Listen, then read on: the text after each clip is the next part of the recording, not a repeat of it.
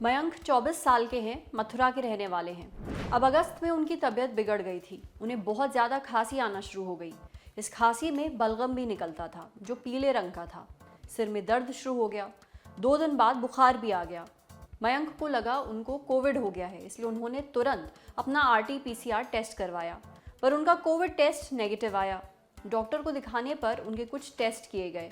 Test में पता चला मयंक को चेस्ट में इन्फेक्शन हुआ है, जिसके कारण उन्हें निमोनिया हो गया। चेस्ट इन्फेक्शन आमतौर पर फेफड़ों या फिर एयरवेज में आई सूजन के कारण होता है। एयरवेज यानी वो रास्ता जो नाक और गले से होते हुए फेफड़ों तक जाता है। मयंक चाहते हैं कि हम चेस्ट इन्फेक्शन पर एक एपिसोड बनाएं। ये क्या होता है, क्यों होता है, क्या इसका कोई बचाव है, डॉक्टर्स से बात करके लोगों को बताएं।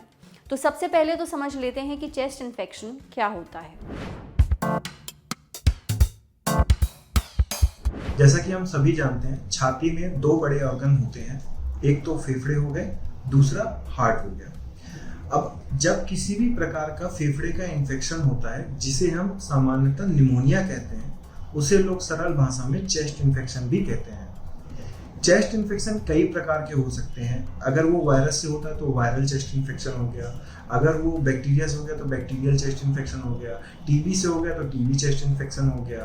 तो जिस भी बैक्टीरिया, जो भी पॉजिटिव एजेंट होता है, तो उसके नाम पे ये प्रकार दे दिया जाता है और उसी के हिसाब से होता है। मेनली कई बार जिनको निमोनिया बहुत ज़्यादा होता है लेकिन लक्षण कम दिखाई देते हैं, कई बार लक्षण ज़्यादा दिखाई देते हैं, निमोनिया कम तो एटिपिकल निमोनिया होता है, कई बार टिपिकल निमोनिया होता है। तो अलग अलग तरीके की प्रेजेंटेशन होती है, तो उसी तरीके से वेरिएट करते हैं। अगर मान लीजिए फेफड़े का कोई एक छोटा सा पार्ट इन्वॉल्व है तो उसको लोबार निमोनिया बोलेंगे। तो जिस तरीके का साइट है उसके इन्वॉल्वमेंट के हिसाब से भी उसके प्रकार डिवाइड होते हैं। इन्वॉल्व एजेंट कौन सा इन्वॉल्व हो रहा है तो उसके हिसाब से भी डिवाइड होते हैं। तो इस प्रकार से इनके बहुत सारे डिवीजन, क्लासिफिकेशन किए जाते हैं।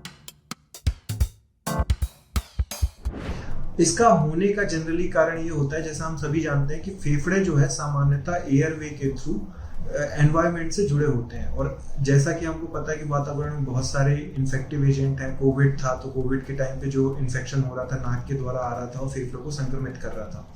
क्योंकि सबसे ज़्यादा खुले हुए ऑर्गन है और सबसे ज़्यादा इन्वॉल्व हो जाते हैं वायरस और बैक्टीरिया के साथ, तो सबसे ज़्यादा इन्फेक्शन इनके लंग्स के देखे जाते हैं। तो जैसे कोविड के कारण हो गया, टीबी के कारण हो गया, तो फंगस के कारण हो गया, बैक्टीरिया के कारण हो गया। तो अलग अलग प्रकार हैं निमोनिया होने के। लक्षण में अपन ज्यादातर देखें तो हमको सांस चलना, फेफड़े में इन्वॉल्वमेंट के बाद सांस चलना, खांसी आना, खांसी में बलगम आना, बुखार आना, यह लक्षण सामान्यतः इनके निमोनिया या चेस्ट इन्फेक्शन के साथ देखे जा सकते हैं। हेल्थ रिस्क इसमें ये होता है कि जैसे कोई भी पेशेंट डायबिटीज से है, हाइपरटेंशन है, या किसी भी प्रकार की ऐसी बीमारी जैसे किडनी की डिसीज है, लीवर की डिसीज है, जिसमें इम्यूनिटी अगर पेशेंट की कॉम्प्रोमाइज्ड होगी तो उसमें पेशेंट को निमोनिया या चेस्ट इन्फेक्शन के चांसेस ज़्यादा हो जाएंगे। सबसे पहले तो इलाज अगर समझ लें तो इलाज सीधे एंटीबायोटिक देना है अगर बैक्टीरियल इन्फेक्शन है, वायरल इन्फेक्शन है तो एंटीवायरल्स देने हैं, फंगल इन्फेक्शन है तो एंटी फंगल देने हैं।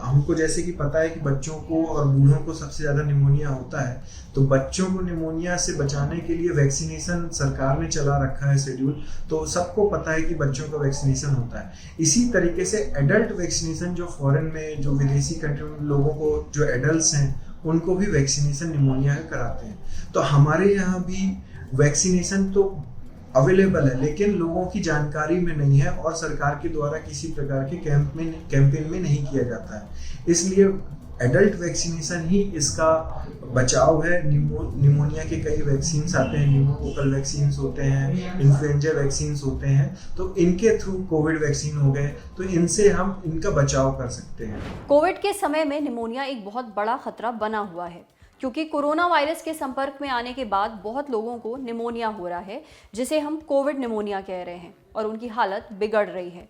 ऐसे लोगों में मृत्यु दर भी ज़्यादा है। पर ज़रूरी नहीं है कि निमोनिया केवल कोविड के केस में ही हो। चेस्ट इन्फेक्शन के जो लक्षण डॉक्टर साहब ने बताए हैं उन पर नज़र रखें। लक्षण दिखने पर तुरंत डॉक्टर को दिखाएं, देरी ना करें। बेहतर यही है कि आप डॉक्टर से पूछकर निमोनिया और कोविड की वैक्सीन लगवा लें।